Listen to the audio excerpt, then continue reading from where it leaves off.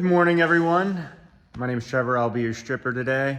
And today we are stripping a 1972 Pantera. I'm super excited about this dip. This is one of the more exotic cars we've done. I have to say, besides the VW bus, this is probably my favorite car we've dipped. It's just so unique looking and there's not a lot of them out there. If I remember correctly, the guy who brought this here said it was sitting in a barn for like 40 years. Now these things, from what I've read, are notoriously rusty, but this one seems to be in pretty solid shape. Let's have a close look at it. So up front here, everything seems to be pretty straight. I imagine this is original paint, but I'm not sure. The luggage compartment has some rot coming through. It's pretty rusty. Come around to the side. Fenders look solid. A lot of undercoating. Floor looks pretty solid though. Got a sticker on here still. Maximum load, 430 pounds. Oh, that's not a lot at all. Roof has some rust coming on it, a little pitting it looks like. Quarters nice and straight. Engine compartment. Tons of undercoating, but I don't see a lot of rot coming through. There is some rust on the frame and stuff, but not too bad at all. Look at the back. Driver quarter, nice and straight. Whoops, stepped on a strap. So my prediction for this car, I think it's gonna take about 2 times in the alkaline bath. This paint's pretty weathered. Looks like original paint, so I think it's gonna be relatively easy. As for the rust, there is a decent amount of rust, so I'm gonna say 3, maybe 4 times in the acid bath to get rid of all this rust. I imagine there's a lot in the frame and everything, but that's enough me talking. Let's get this thing in the tank.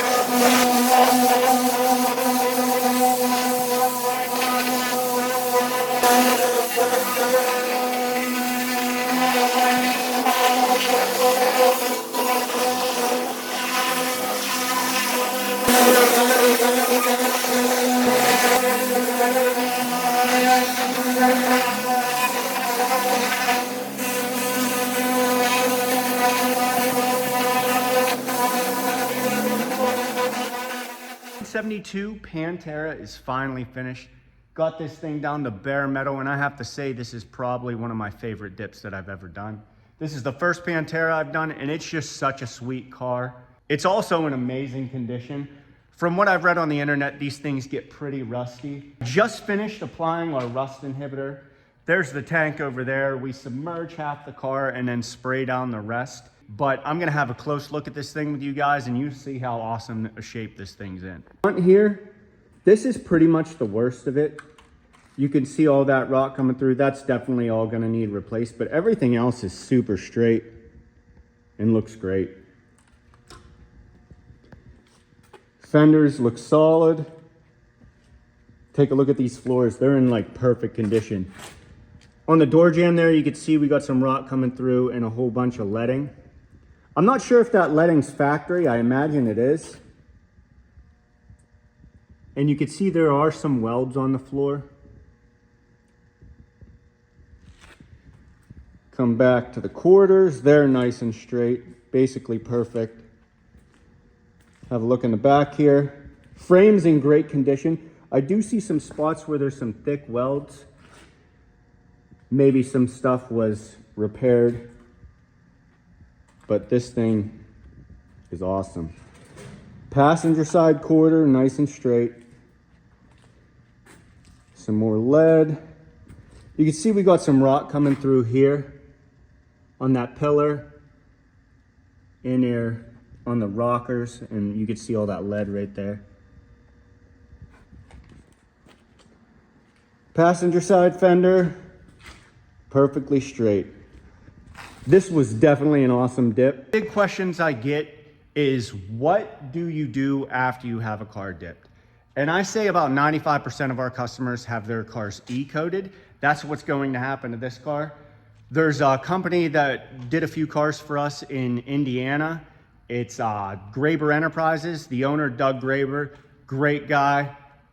He's done a few cars for us. I'll post some pictures of Buick GSX that he did for us, and it just turned out absolutely perfect. But this car is going for E-coat, and that's what we recommend you do after it. They have an 18-step process. They re-clean it and everything, and it basically makes it like it came from the factory. It coats absolutely everything. I think that is definitely the best way to go after having your car dipped. And I'm glad that this guy is doing that with this one, because this car definitely deserves it.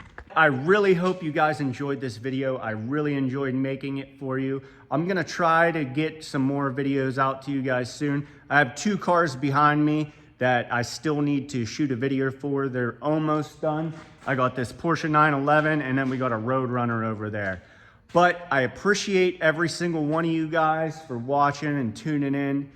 If you haven't already, please subscribe. That would be great. I'd greatly appreciate it. And I will see you at the next car.